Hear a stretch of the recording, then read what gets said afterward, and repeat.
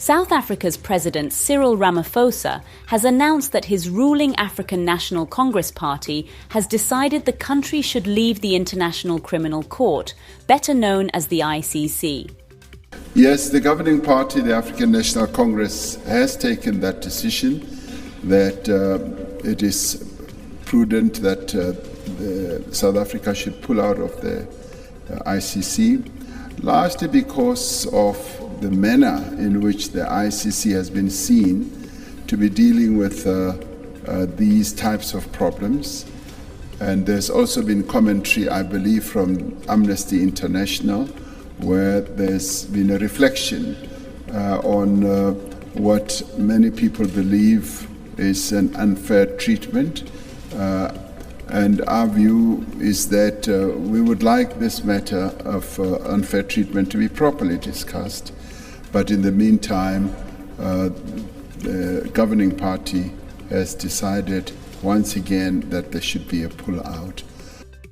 Last month, the ICC issued an arrest warrant against Russian President Vladimir Putin, meaning South Africa would be obligated to detain Putin on arrival during the upcoming BRICS meeting to be held in the country.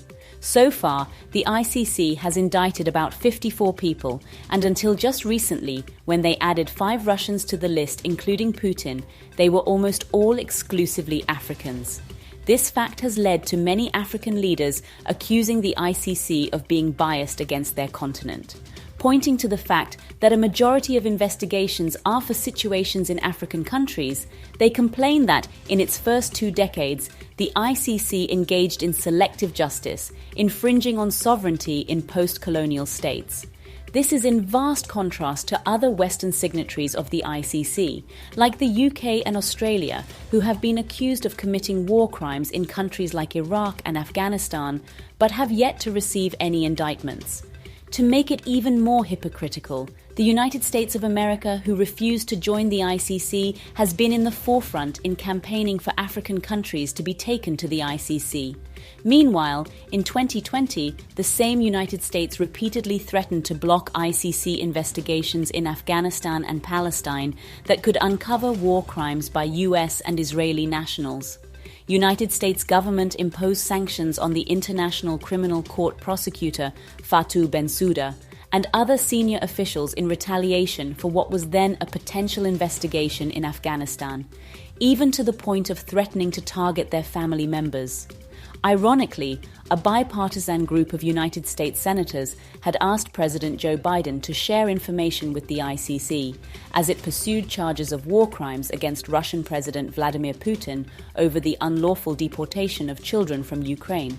But just last year, US Secretary of State Antony Blinken said the following, I quote, "Today, the prosecutor of the ICC, whose term ends in June, confirmed the opening of an investigation into the Palestinian situation.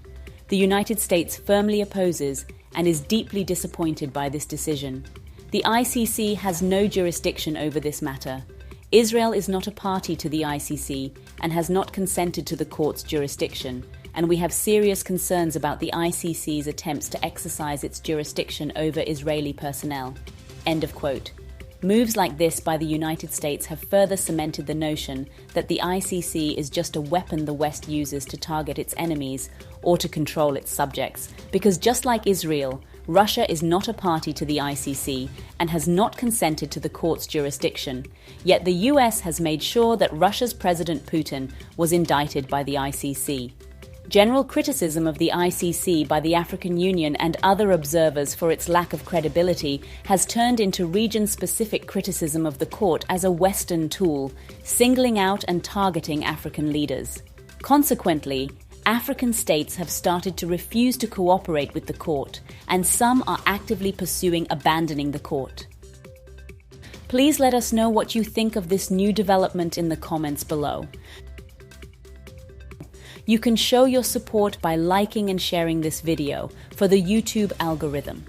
Please subscribe and hit the notification bell to get all our latest videos.